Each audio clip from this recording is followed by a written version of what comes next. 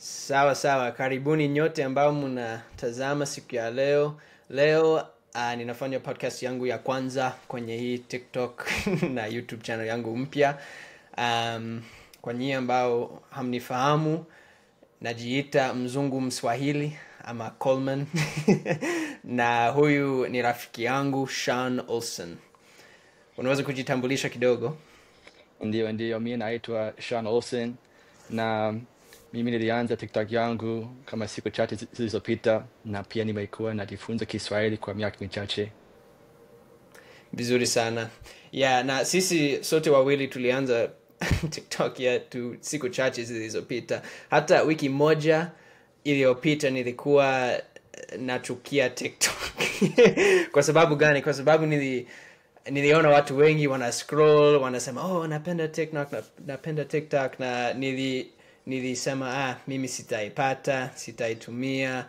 Halafu rafiki yangu aliniandikia akisema unapaswa kuanzisha TikTok ukiwa unaongea Kiswahili. Sasa siku 5 baadaye niko na views zaidi ya 500,000 na imeendelea kupanda. Kwa hiyo nimeona ni baraka na ninaweza kushiriki kipaji ama kipawa changu na nyinyi. Na sijui na wewe Sean, kwa nini ulianzisha TikTok yako? Naona hata mimi kwa miaka mingi nimekuwa nachukia TikTok na mimi niliona tu kwamba jinsi ulianzisha TikTok yako kwamba umeanza kuvuma, yani watu wengi wamependa kuangalia jinsi unaongea Kiswahili, na nimependa tu TikTok kwa sababu nimeweza kushiriki Kiswahili na wengine tu. Video nyingi ambazo umezipost ni muziki, si ndio? Mimi napenda muziki sana, hasa muziki wa Tanzania, lakini napenda nyimbo zote za Kiswahili, na unajua kila siku nikiwa kwenye gari nasikiliza muziki wa Kiswahili. Vizuri sana. Kwa hiyo kama mnataka kujua zaidi kuhusu sisi, mnaweza kuangalia kwenye TikTok zetu. Nafikiri sote tumetengeneza video ya kujitambulisha na kusema kwa nini tumejifunza Kiswahili na tumewezaje kukijifunza. Kwa hiyo sasa mada yetu ya leo ni kuongelea kwa nini tunapenda Kiswahili na utamaduni wa Waafrika. Kwa hiyo kwanza nitakuuliza tu Sean, kwa nini unapenda Kiswahili? Kwa nini umeendelea kukijifunza? Mimi naweza kusema kwamba napenda Kiswahili kwa sababu ya kwanza ni lugha nzuri, lakini pia naona kwamba nikiongea Kiswahili naona Waafrika wengi wanashangaa, wananiuliza umejifunza wapi, na nimeona tu kwamba ni rahisi sana kupata marafiki wengi na napenda tu Afrika. Alafu cha pili, napenda muziki wa Tanzania sana. Napenda nyimbo za Mungu, hata napenda nyimbo za mapenzi, lakini zote tunazipenda na nimejifunza nyimbo nyingi sana. Hata mpaka marafiki zangu wananiuliza unasikiliza muziki gani, hata sielewi. Ndio, inanishangaza. Unajua muziki mingi ya Tanzania na ya Kiswahili tu. Na kwa upande wangu mimi nimependa kukijifunza kwa sababu naona inaweza kuwa kwa sababu zile watu wanashangaa wakinisikia nikiongea Kiswahili. Na pia ninapenda sana utamaduni wa Afrika. Ninapenda sana kula nao, ninapenda sana kuongea nao. Naona sisi hapa Marekani tuko na stress nyingi sana. Tunapenda kuwa busy, na nimeona kwamba ni rahisi sana kutoa stress yangu wakati ninapokuwa naongea Kiswahili na ninapoongea na marafiki zangu ambao wanatoka Afrika. Ni kitu ambacho ninakifurahia sana, na tena ninahisi kama ninakubaliwa na watu hao sana. Unajua watu wengi hapa Marekani, hata wakati mwingine huwezi kujua jirani yako ni nani.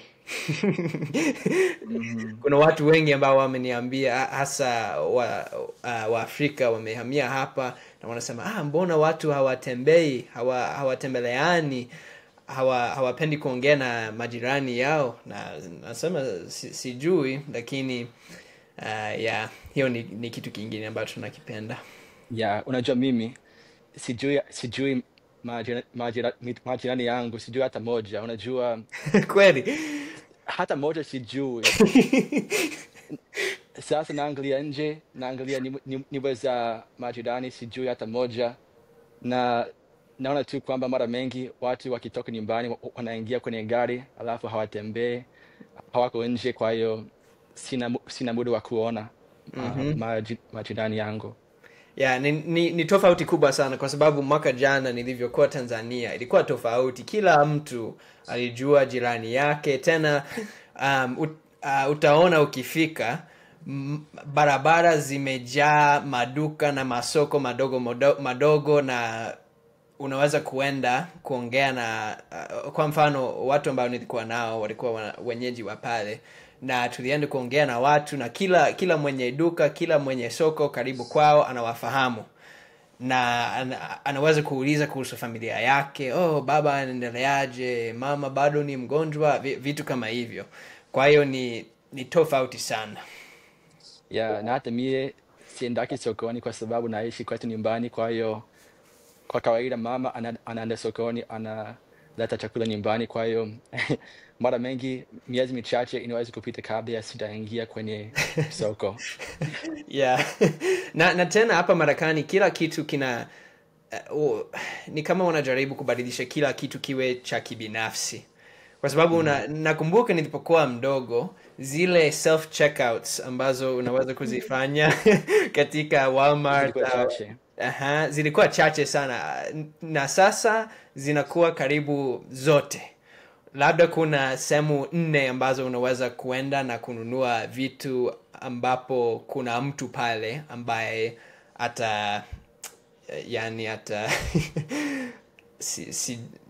Swahili yangu imekoma hapo.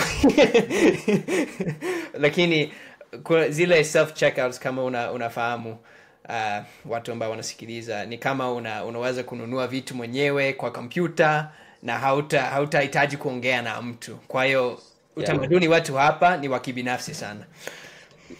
Na mimi sijui kwa nini, lakini kama umesema, utamaduni wa sisi wazungu Marekani ndo sisi hatupendi kuongea na watu ambao hatuwafahamu. Sijui kama ulionaje wakati ulipokuwa Tanzania, ilikuwa tofauti au kama hawapendi kuongea na nani? Nakuuliza tu kama wakati ulipokuwa Tanzania watu walikuwa wanapenda kuongea na wengine hata kama hawajawafahamu au? Ndiyo, mara nyingi, si kila mara. Unajua ukiingia kwenye daladala okay, sijui kwa nini. Wewe unajua, hujafika. Mimi nimefika. Ni daladala, sijui. Nilikuwa nafikiri barabara kuna daladala. Sawa, basi. Ukiingia kwenye daladala inaweza kujaa watu wengi mpaka kila mtu unasema una banana. ndizi. Hapana, si ndizi. Banana. Kubana. Unajua kubana. Una banana. Watu wanajaa kabisa. Wanajaa kabisa mpaka kila mtu ana banana mwenzake. Okay, sawa. Na hapo watu huwa wanaongea, wanazungumza kidogo, si kila mara, lakini ni rahisi tu. Mtu akitaka kuongea na mtu mwingine si kitu kikubwa, si jambo kubwa sana. Lakini hapa Marekani ukianza kumwongelesha mtu ambaye anakaa na wewe kwenye basi, mtu anaweza kukuangalia hivi, anashangaa kidogo. Lakini kwa mfano kwetu nyumbani kila mtu iko na gari, kwa hiyo sio kawaida kwa watu kupanda basi hata. Kwa hiyo sisi hatuna fursa ya kuongea na wengine kama wageni. Ndio hivyo. Kwa hiyo utamaduni wa Afrika, na siwezi kusema kwa Afrika nzima, unajua Afrika ni bara kubwa sana, zaidi ya watu bilioni, na hiyo ni mada nyingine. Umefahamu watu ambao wanafikiri Afrika ni nchi moja? Nimeona hata watu wengi nikiangalia kwenye TikTok, watu wanawahoji wengine, wanauliza kuhusu nchi mbalimbali, halafu wanasema najua nchi ya Afrika. Nashangaa. Nchi ya Afrika. Hata kuna mtu mmoja ambaye ninamfahamu amewahi kufika Tanzania. Na alikuwa ananiandikia, alisema Afrika ni nchi nzuri sana. Na nikajiuliza kumbe wewe umeenda Afrika, umeongea kuhusu Tanzania. Unajua Tanzania ni nchi, Afrika si nchi. Na fikiria, sijui kwa nini tunaona Afrika tofauti. Kwa sababu ukienda, kwa mfano, ukienda South America, Marekani, Amerika Kusini, hautasema kama ukienda Argentina au Brazil, ukimwambia mtu kwamba umesafiri, hautamwambia nilienda South America. Utamwambia nilienda Brazil, nilienda Peru, nilienda Chile. Lakini ukienda Afrika, watu wengi wanasema nilienda Afrika. Hawasemi nchi ambayo walitembelea. Yeah, hiyo ni kweli. Sijui kwa nini, lakini naona tu sio kawaida kwa wazungu wengi, au labda tu kwa wazungu ambao nimefahamu, sio kawaida kutembelea Afrika, au sijui wengi ambao wamewahi kutembelea Afrika. Yeah, si kawaida. Lakini nimesikia hiyo tu. Sasa tukiwa tunaongea kuhusu utamaduni, nafikiri pia kama nilivyokuwa nasema, si hisi stress sana nikiwa na Waafrika. Hata kuna Marekani mmoja ambaye nilikuwa naongea naye wakati nilipokuwa Tanzania, aliniambia kwamba wakati alipokuwa anaishi Marekani alikuwa na depression sana. Yani alijisikia vibaya kila mara, alikuwa na mawazo mengi, lakini ameishi Afrika kwa miaka sasa na amezoea na anajisikia vizuri. Anasema nafikiri ni utamaduni ndo inaleta ile stress, ile depression na vitu vingine. Labda ni hivyo. Labda utamaduni wa Afrika unaweza kusaidia na msongo wa mawazo. Na pia kitu kimoja kingine ambacho nimeona kilito tofauti na utamaduni wa Afrika ni kwamba wako wakarimu sana. Yani siwezi kukwambia vizuri kwa sababu siliwahi kufika huko, lakini jinsi nimeona na wakimbizi wa Kongo ambao nimewafahamu, kila mara ukifika kwao, kabla haujaomba wanakuletea maji au juice au soda au ingine, alafu wanatia chakula mezani, wanasema karibu chakula. Na kwa wazungu sio hivyo. Unajua mara mengi ukipenda kula nyumbani ya wazungu lazima mupange mbele ya kufika, lakini hiyo ni kitu kimoja kilito tofauti tu. Kabisa ni watu wakarimu sana, na nimewahi kusikia watu wakisema wageni ni baraka. Wanakutendea kama, sijui kusemaje, wanakuhudumia vizuri tu, wanataka uwe na furaha. Na watu wengi pia unajua wanakulisha chakula, wanahakikisha kwamba umeridhika, umekuwa sawa. Kwa hiyo ni kweli. Na pia ulitaja swala lingine la muda. Unajua kama ulivyosema, ukitaka kula kwenye nyumba ya Wamarekani wengi, unahitaji kupanga mbele, labda wiki nzima, wiki mbili kabla. Hawezi kumanikia mtu kusema nitakuja kwako kula leo. Watashtuka, watajua kufanyaje.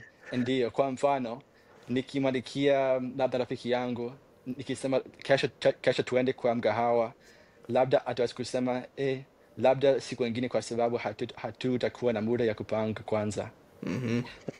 Ndo hivyo. Kwa hiyo ninapenda hiyo kwamba watu hawana ile stress au wasiwasi ya muda sana.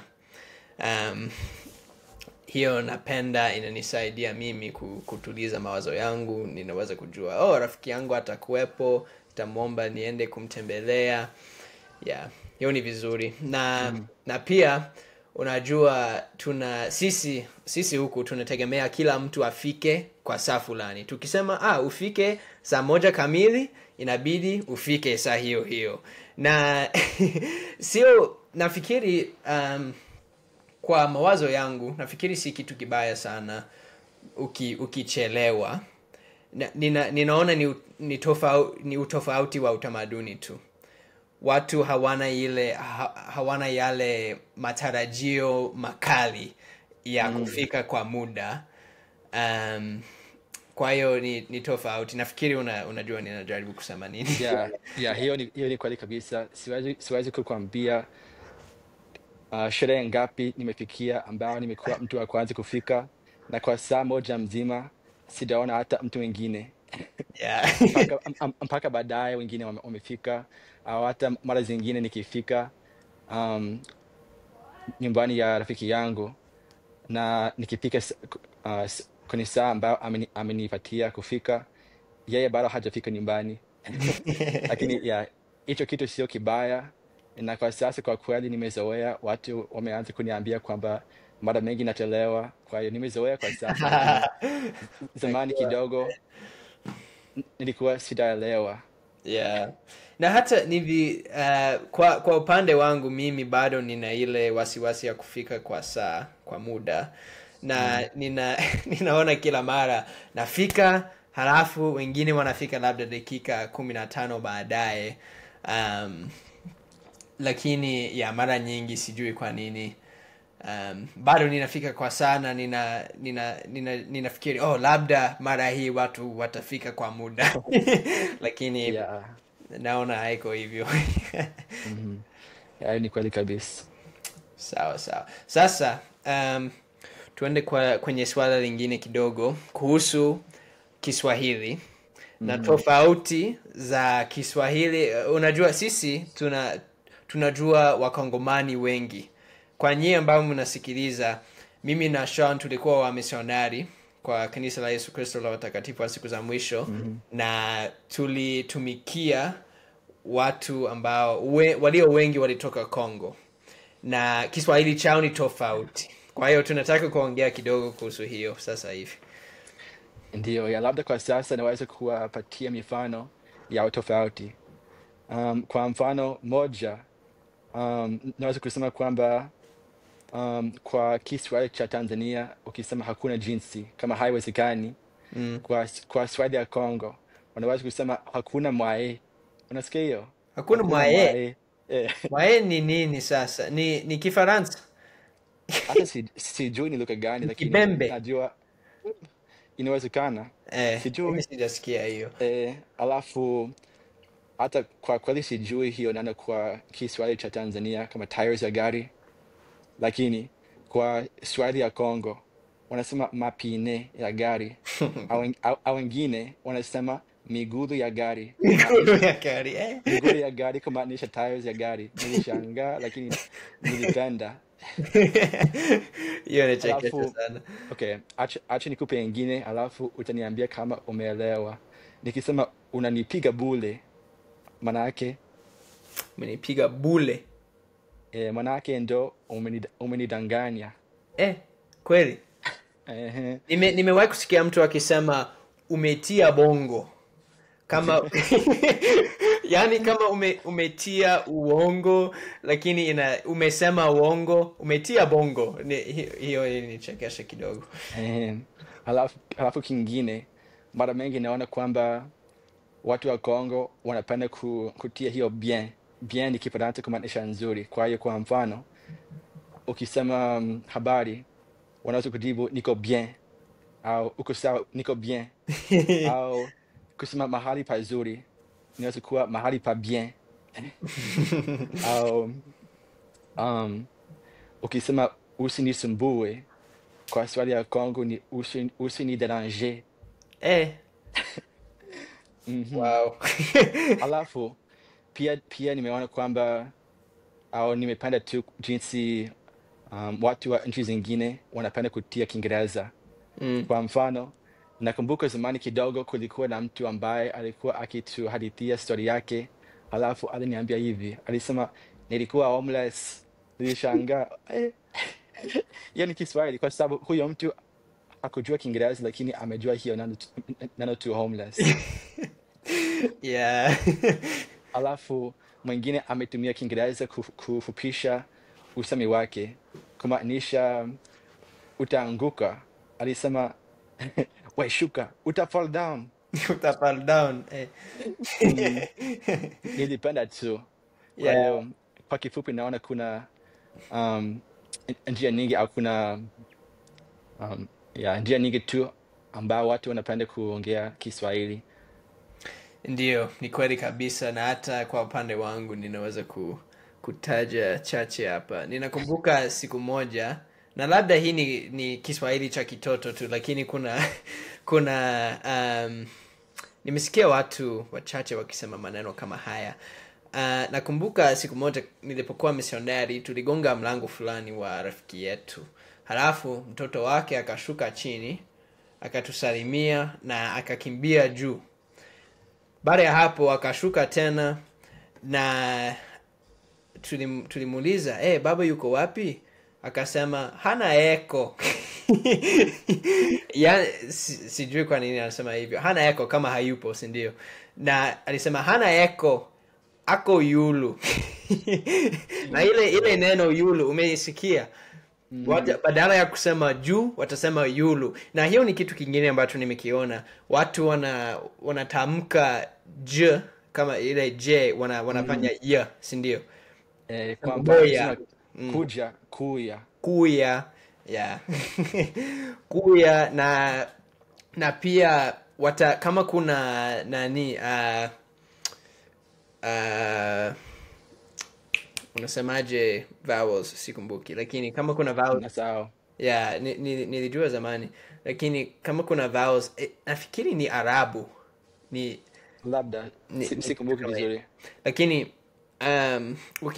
ikiwa kuna vowels mbili, mara nyingi wanapenda kutia l, so wanasema nimevala nguo yulu na halafu wataongeza ka hapo mwisho wa neno. Nilisema nimevalaka, manake nimevaa. Au wengine nililalamuka ndo niliamka. Nililamuka. Yeah. Inanichekesha tu kuona zile tofauti kati ya Kiswahili cha Kongo lakini inachukua muda tu kuzoea. Ndio. Na pia si watu walikuwa wanakukosoa kwenye comments zako kwa sababu ya Kiswahili chako? Sana tena sana.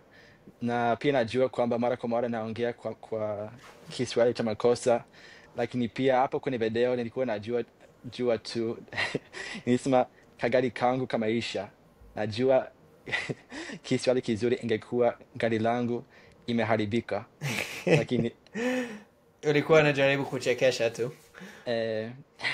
Lakini sasa walio wengi katika audience yako ni wako Tanzania, si ndio? Wengi sana, ndio maana wamenikosoa zaidi. Lakini ni sawa tu, napenda kuendelea kujifunza na kuwa na Swahili ya bien. Kiswahili kizuri. Kiswahili kizuri. Na kitu cha mwisho, ninakumbuka nilikuwa naangalia video moja, nafikiri hiyo video ilipigwa katika kambi ya Nyaragusu. Tanzania, ndio, Nyaragusu Tanzania. Kulikuwa na mwanamke alikuwa anaimba akasema najisikia kabie na kashangaa nikasema hiyo ni Kiswahili cha Kongo kabisa. Kwanza anasema najisikiaka, halafu anatia bien. Inachekesha lakini bado naipenda. Yeah, naipenda pia, na ni vizuri sana kwamba unaelewa hiyo Kiswahili vizuri. Na mimi nakielewa, lakini nafikiri unanishinda hapo kidogo. Kuna maneno mengi ambayo unayafahamu ambayo siyafahamu. Yeah, bado sijui kile kitu lakini naanza kujua zaidi. Yeah, ila kwa sisi watu wengi ambao tunaongea nao ambao ni Waswahili hapa Marekani ni Wakongomani. Kwa hiyo ndo Kiswahili chao. Kwa hiyo tumezoea hiyo, na kama unasikiliza ukitukosoa kwa Kiswahili chetu usiwe na usitutusi sana. Yeah, usitutusi. Tunajaribu kuwasiliana na wale ambao wako karibu kwetu. Hiyo ni kweli kabisa. Sasa wewe una safari ya kwenda Tanzania ambayo inakaribia. Niambie, utafurahi kuona nini, unategemea nini, unafikiri itakuwaje? Ya, nafurahi sana na kwa kweli siwezi kungoja na siwezi kungoja kuongea na watu wengi, kuongea Kiswahili siku nzima, kwa sababu unajua huko Marekani naweza kutembelea marafiki halafu narudi nyumbani halafu naongea tu na wazazi na wazazi hawajui Kiswahili, so kuongea na watu kwa Kiswahili kila mara nitafurahi sana. Halafu nafurahi kula chakula cha Tanzania. Lakini bado niko na maswali au mambo ambayo najua itabidi niyazoee. Kwa mfano, kwenye maisha yangu nimezoea tu kufua nguo nikitumia mashine ya kufua nguo. Kwa sasa sijawahi kutumia mikono kufua, kwa hiyo itabidi nijifunze. Sijui ilikuwaje wakati ulipofika huko Ilikuwa vigumu Tanzania. kidogo. Nakumbuka katika familia ambayo nilikuwa nakaa nayo, wadada zangu walikuwa wanafua haraka sana. Walinifundia jinsi ya kufua na nilifua kama shati na suruali chache za kwangu, lakini wao walikuwa wananishinda kabisa. Ilikuwa vigumu, nilikuwa naenda pole pole, halafu mikono iliumia kidogo kwa sababu si unaweka sabuni na unafanya hivi. Unafanya hivi na unafanya hiyo kwa kama nguo yako yote. Kwa hiyo ni kitu cha kuzoea. Nafikiri nilianza kufanya kazi nzuri zaidi muda ulipopita, lakini ilikuwa tofauti kidogo, na ninaona kufanya vitu kama hivyo ni kitu kingine ambacho kinaweza kutoa stress. Kwa sababu hapa Marekani mashine inafanya kila kitu. Unaiweka tu unatulia.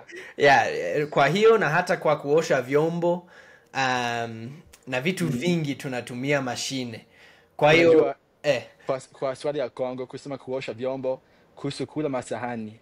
Kusukula Masahani. Sawa. Sawa. Masahani ninaelewa, hiyo ni Kiswahili, lakini kusukula sisemi kama si Kiswahili, lakini sijaisikia. Ndio. Lakini ndio hivyo, nafikiri kufanya zile chores ndogo ndogo kwa kutumia akili yako na mikono yako inaweza kukuletea amani moyoni mwako, kwa sababu najua inaweza kuwa kazi nyingi, lakini kwa upande wangu niliona sikuwa na mawazo mengi sana. Sikuwa nafanya hii kwa kompyuta halafu hii naenda hapa. Ilikuwa maisha ya kutulia zaidi kidogo. Bado watu wanakuwa wanaenda kazini, wanafanya hivi, wanakimbia, bado si rahisi na watu wanakuwa busy. Ndio, sasa acha nikuulize, kufua nguo kwa mikono inachukua muda gani? Muda mwingi au? Inaweza kuchukua muda mwingi. Nafikiri mara yako ya kwanza tuchukua muda mwingi.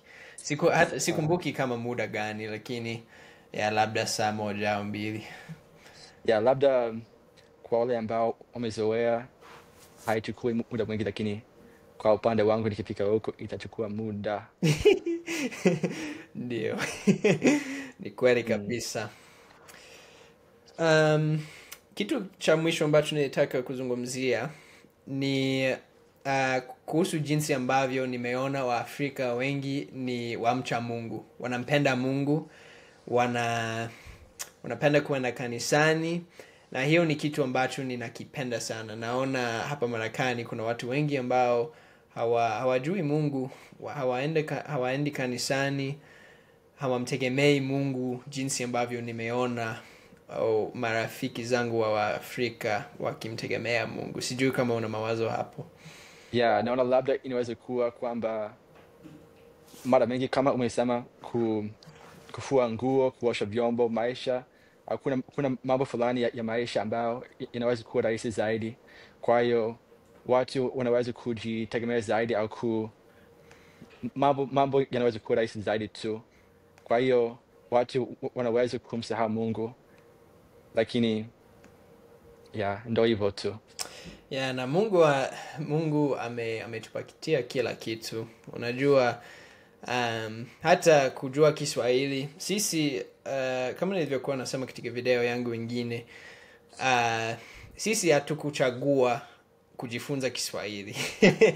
Kanisa letu ndo lilituomba tujifunza Kiswahili, alafu tukajifunza. Kwa hiyo naona hiyo ni baraka kutoka kwa Mungu. Na tena jinsi ambavyo mimi nimeweza kwenda Tanzania, wewe utaenda, naona kila kitu ni baraka na inaimarisha ushuhuda wangu wa Mungu. Yeah, labda acha ni eleza zaidi juu ya swali lako. Ya labda inaweza kuwa kwamba mara mengi kama una gari, uko na mashine ya kufua nguo, uko na nyumba, mambo kama hayo, inaweza kukupatia kiburi. Na kama uko na kiburi, unaweza kujipenda zaidi, kusahau Mungu, alafu ni rahisi zaidi kusahau kumtegemea kila mara. Ndio hivyo, nakubali kabisa. Na sio kama haiwezekani, lakini unapokuwa na mahitaji yako yote, unapokuwa na, kama ulivyosema, nyumba, gari, kila kitu unachokihitaji, ni rahisi kujifikiria mwenyewe tu na kumsahau. Yeah. Kama una mahitaji yako ya kimwili, unaweza kusahau mahitaji yako ya kiroho. Ndio, ni kweli. Hiyo ni kweli kabisa.